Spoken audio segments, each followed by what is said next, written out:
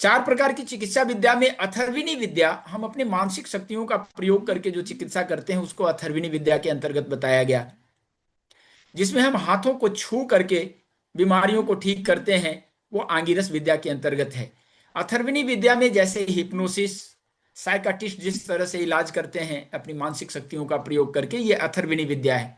लेकिन जब हम मर्म चिकित्सा करते हैं, शाश्वत चिकित्सा करते हैं, न्यूरोथेरेपी करते हैं, तो ये आंगिरस विद्या का अंग है, जिसमें हम हाथों से छू करके अपने शरीर के रस रसायनों को संतुलित करते हैं। तीसरी चिकित्सा विद्या उन्होंने दैवीय चिकित्सा के रूप में वर्णन किया, जिसमें जल का प्रयोग, अग्नि का प्रयोग, मिट्टी का प्रयोग हमारे स्वास्थ्य के लिए किया गया है, जिसको प्राकृतिक चिकित्सा भी कह सकते हैं आप। प्राकृतिक चिकित्सा की जितनी भी विधियां हैं हमारे देश में, वो दैवीय चिकित्सा के अंतर्गत आता है। चौथी चिकित्सा विद्या जो उन्होंने बताया, उसका नाम उन्होंने मनुष्यजा बताया, यानी मनुष्यों के द्वारा बनाया हुआ।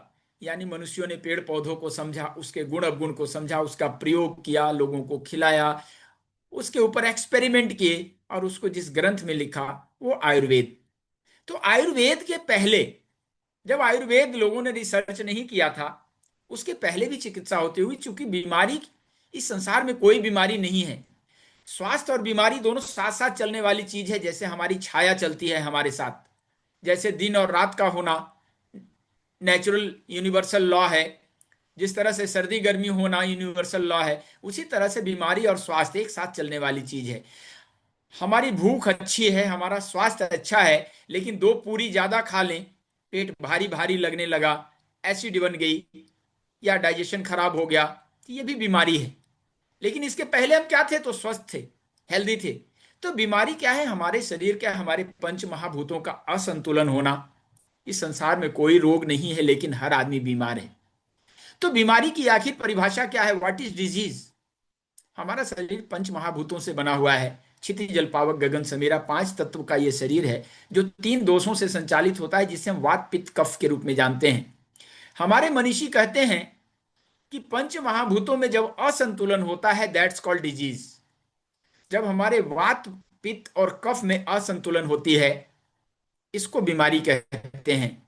जब हमारे शरीर के, हमारे इम्यून सिस्टम कमजोर हो जाते हैं, दैट्स कॉल्ड डिजीज। जब हमारा इम्यून, यानी हमारा doctor, immunity system is our doctor, वो हमारे शरीर में डॉक्टर के रूप में भगवान ने दिया है। हमारे शरीर को अगर कोई स्वस्थ रखता है, तो सिर्फ हमारा शरीर, यानी हमारे शरीर के अंदर का इम्यूनिटी सिस्टम, यही हमारा डॉक्टर है। उस डॉक्टर को हेल्प करने के लिए बहुत सारे हार्मोन्स, बहुत सारे न्यूरो हमारे शरीर के अंदर है। आपको पता है कि जब हमें दर्द होता है, तो दर्द के लिए हम क्या लेते हैं? Pain killer. अगर पेन किलर काम करना बंद कर दे, तो स्टेरॉइड का प्रयोग होता है। जब स्टेरॉइड भी काम करना बंद कर दे, तो ओपियोइड का प्रयोग होता है, जो दुनिया का सबसे तेज पेन किलर है। लेकिन मॉडर्न साइंस कहता है कि हमारे शरीर के अंदर एक हार्मोन बनता है, जो इस यूनिवर्स का सबसे तेज पेन किलर है, दैट्स कॉल्ड इंडोर्फिन। 20 प्रकार के इंडोर्फिन हार्मोन हमारे शरीर के अंदर बनता है, जिसको आनंद का हार्मोन बोला गया है। आनंद, आनंद का कोई विकल्प नहीं है, कोई उल्टा शब्द नहीं बना आज तक। खुशियों का दुख हो सकता है, खुशी का दुख हो सकता है, लेकिन आनंद का कोई अपोजिट वर्ड नहीं बन सका है। इसका हार्मोन हमारे शरीर के अंदर है, हमारा पीनियल ग्लैंड बनाता है, जिसको कहते हैं इंडोर्फिन। 20 प्रकार के इंडोर्फिन हमारे शरीर में बनते हैं। हमारा शरीर एक अद्भुत डिवाइस है। हमारे शरीर को, अगर जब तक हम अपने इस डिवाइस को नहीं जानेंगे, आज हम एक मोबाइल खरीदते हैं तो 10 बार पढ़ते हैं उसके साथ जुड़े हुए कागज को, कैसे यूज करना है। आज हमारी घड़ियां स्मार्ट हो गई है, हमारा मोबाइल स्मार्ट हो गया है, और हम बीमार होते जा रहे हैं, हम रोगियों का कारखाना बनते जा रहे हैं। आज इतनी सारी बीमारियां हैं, इतने नाम बदल बदल के बीमारियां आ रही है, कि हम कंफ्यूज हो रहे हैं कि क्या करें, पहले किसका इलाज करें। हमारे शरीर का लीवर, जो भगवान ने एक ऐसा चमत्कारिक अंग हमें दिया था, जिसमें सबसे ज्यादा सेल डिवीजन होता है, 90% पानी से बना हुआ लीवर, जिसमें सबसे ज्यादा सेल डिवीजन होता है, सबसे ज्यादा ब्लड हमारे लीवर को चाहिए। अगर लीवर कट के थोड़ा अलग भी हो जाए, तो अपने आप को रिपेयर कर लेने की क्षमता रखता है। और 90% लोग लीवर की समस्या से ग्रस्त हैं। आपको पता है कि मॉडर्न मेडिकल साइंस में लीवर का कोई इलाज नहीं है। अगर उसे दवाइयां भी लिखनी पड़े, तो आयुर्वेदा की दवाइयां लिखते हैं लोग। या तो क्या लिव 52 लिखेंगे या कुछ इसी तरह की दवाइयां लिखेंगे। आज हमें पुनः विचार करने की जरूरत है कि हम अपने शाश्वत चिकित्सा की तरफ कैसे लौटें, अपने वेदों के ज्ञान को कैसे अपने जीवन के लिए सार्थक करें। तो आज हम जिस चिकित्सा के ऊपर बात करेंगे ये वाटर हीलिंग टेक्निक है। वाटर हीलिंग टेक्निक, आप चाहे हीलर हैं, बिजनेसमैन हैं, गृहिणी हैं, विद्यार्थी हैं, सबके लिए यूजफुल है। अपने लिए, अपने परिवार के लिए, समाज के लिए, लोगों के भला करने के लिए आप किसी रूप में प्रयोग कर सकते हैं। जल हमारे लिए दवाई का काम करता है, दवाई से भी बड़ा है। वेदों में जल को अमृत बताया गया है। वेदों में जल को अमृत कह करके बखान किया गया है, औषधि कह के बखान किया गया है। तो क्या कारण है कि जल के बारे में इस सारे वेदों ने वर्णन किया है। मॉडर्न साइंस भी जल के ऊपर बहुत सारा काम कर रहा है और हमारे शरीर के लिए पॉजिटिव बता रहा है। मॉडर्न साइंस कहता है कि जल हमारे डीएनए को रिपेयर करने की क्षमता रखता है। हमारा शरीर जो दिख रहा है यह स्थूल शरीर दिख रहा है, इसके अंदर एक शरीर और है जिसको हम सूक्ष्म शरीर बोलते हैं, और एक तीसरा शरीर है जिसको कारण शरीर के रूप में सनातन में बताया जाता है, जिसको स्पिरिचुअल बॉडी हम बोलते हैं। जल का भी तीन रूप होता है। जल जो लिक्विड रूप में दिखता है H2O, अगर अपने वाइब्रेशन को कम करता है तो आइस के रूप में दिखता है, ठोस पदार्थ में होता है, और अगर अपने वाइब्रेशन को बढ़ाता है तो स्टीम के रूप में दिखता है। हमारे इस तीन शरीर को हमारे इस तीन शरीर को, जो हमारे सूक्ष्म शरीर, स्थूल शरीर और कारण शरीर की सुरक्षा व्यवस्था भगवान ने कितना तगड़ा किया है। जरा आप सोच के देखें कि इस तीनों शरीर को सुरक्षित रखने के लिए भगवान ने हमें एक और चौथा शरीर दिया है जिसको हम ऑरा के रूप में जानते हैं। हर आदमी का अपना ऑरा होता है। जब दो व्यक्ति मिलते हैं तो दोनों का ऑरा आपस में पहले टकराता है। आपका ऑरा अगर हमसे भारी है तो हम नमस्ते पहले करेंगे, अगर मेरा ऑरा आपसे भारी है तो आप हमारे फॉलोअर हो जाएंगे। ये ऑरा का खेल होता है। सबसे पहले दो व्यक्ति जब मिलते हैं तो आपस में एक दूसरे का ऑरा टकराता है। अंग्रेज जिसको कहते हैं first impression is last impression. पहला इंप्रेशन क्या होता है? आपका ऑरा टकराता, आपने न नमस्ते किया ना बातें करी, लेकिन पहले ऑरा टकराता है।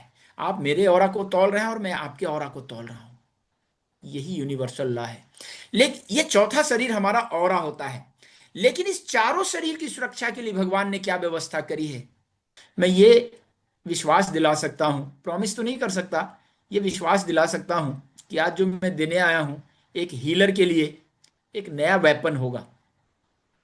जितने लोग डिस्टेंस हीलिंग करने के शौकीन हैं, इस चिकित्सा विद्या से बहुत ही सफलतापूर्वक, बहुत ही सरलतापूर्वक, विदाउट एनी साइड इफेक्ट, आप जानते हैं कि जब डिस्टेंस हीलिंग करते हैं तो जिसकी चिकित्सा कर रहे हैं उसकी निगेटिविटी हमारे ऊपर असर करती है।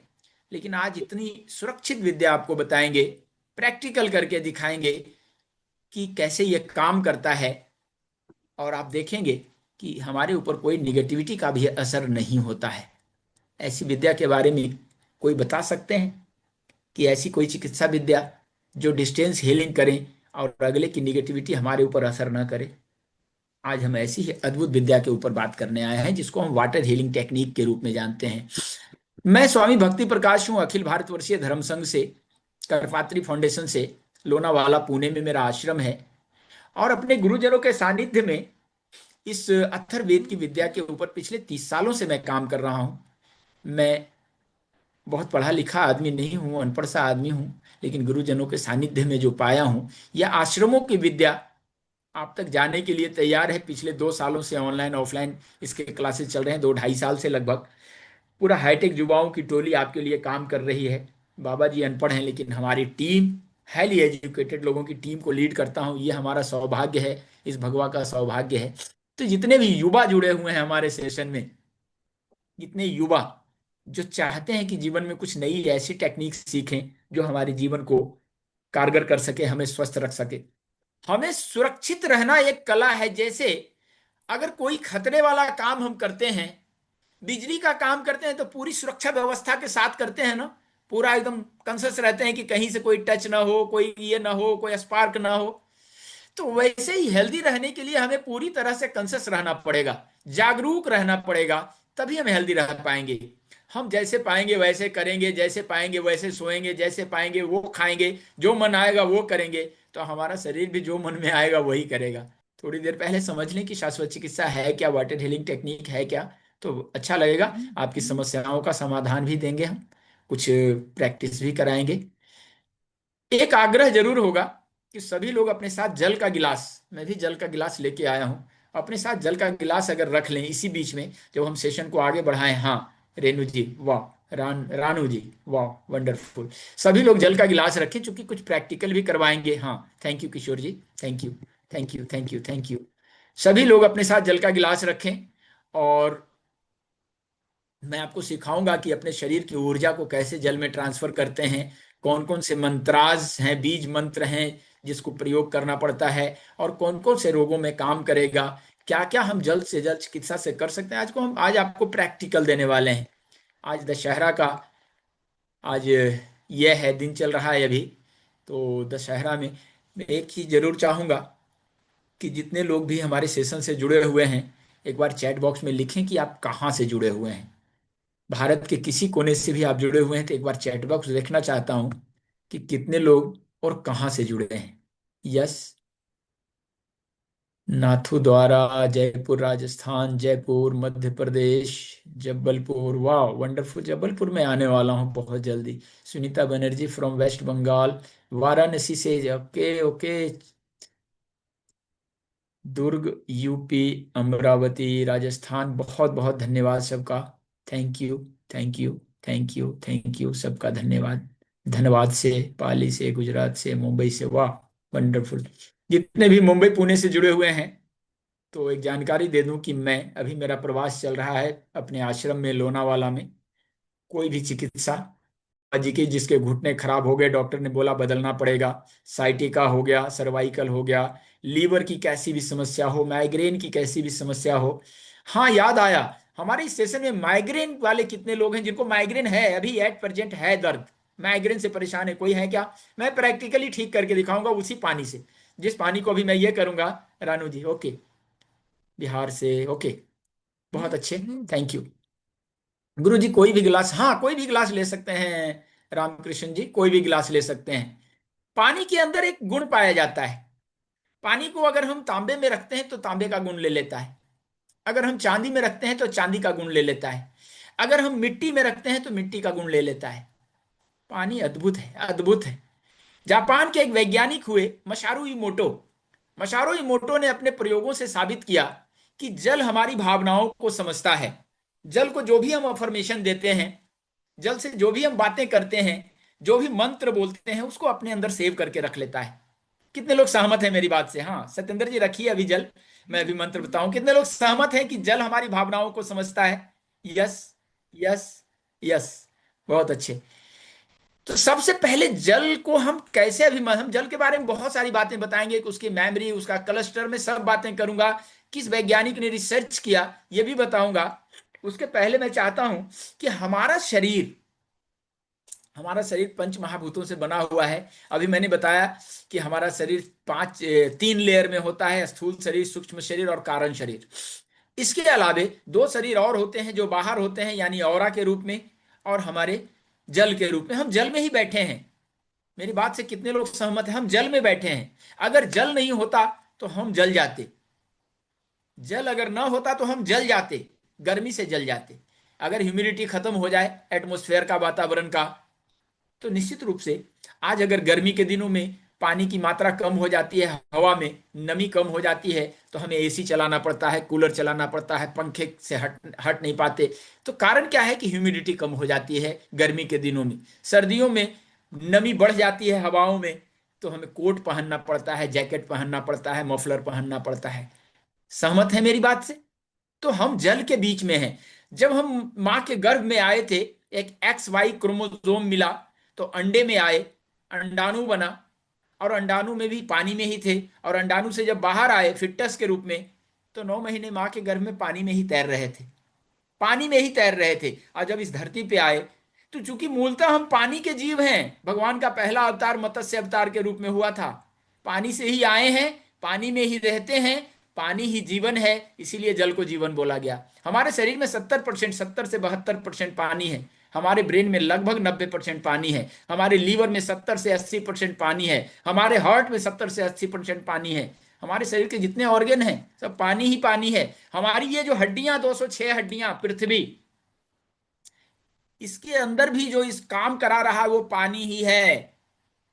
हमारे जितने भी जोड़ हैं जो ये मूव कर रहे हैं, मूवेबल ज्वाइंट्स हैं, ऑल आर साइनोवियल ज्वाइंट्स, जिसके अंदर एक लिक्विड होती है, एक सेलेस्मा होती है, जिसको हम साइनोवियल फ्लूइड के रूप में हम जानते हैं। ये साइनोवियल फ्लूइड क्या होता है? हमारे जोड़ों को चलने में मदद करता है। ये जितने भी ज्वाइंट हैं इसकी चिकनाई को बना के रखता है, इसको टूटने से बचाता है। आपस में जो हमारी दो तरह की हड्डियां होती है, बोन एंड कार्टिलेजेस, इसको आपस में टकराने से बचाता है। इसमें ग्रीस जैसा काम करता है, एक गाढ़ा सा द्रव होता है, यानी लिक्विड होता है। हमारे शरीर में जो हम भोजन करते हैं अंततः वो पानी के रूप में ही बदलता है। कितने लोग सहमत हैं मेरी बात से? आप जो भोजन करते हैं वो पानी के रूप में बदलता है। आज का किया हुआ भोजन 40वां दिन वो स्पर्म के रूप में बदलता है। स्पर्म यानी लिक्विड सब्सटेंस। फाइनली हमारे भोजन का, हम चाहे काजू खाते हैं, बादाम अखरोट खाते हैं, रोटी चावल खाते हैं, पाव भजिया खाते हैं, 40वां दिन वो स्पर्म के रूप में बदलता है। 40 दिन का ये होता है आज का किया हुआ भोजन। 40वां दिन वो लिक्विड रूप में आता है, लिक्विड फॉर्म में आता है, और उसी को हमारा जीवन बोला गया है, मणि बोला गया है, हमारे जीवन का आधार बोला गया है। इसके लिए पता नहीं कितने चीज बताए गए हैं हमारे सनातन में, ब्रह्मचर्य से लेकर के कितनी चर्चाएं की गई है। तो ये जल ही हमारे जीवन का आधार है। हमारे शरीर में लगभग 70 से 72% जल है, और इस पृथ्वी में भी 70 से 72% जल है। तो आइए सबसे पहले हम जिस ऊर्जा को ट्रांसफर करेंगे उस ऊर्जा के बारे में जाने, जल के ऊपर एक प्रयोग करें, और प्रयोग कर करके मेरी बातों को साबित करें कि जल में मंत्रों का प्रभाव पड़ता है।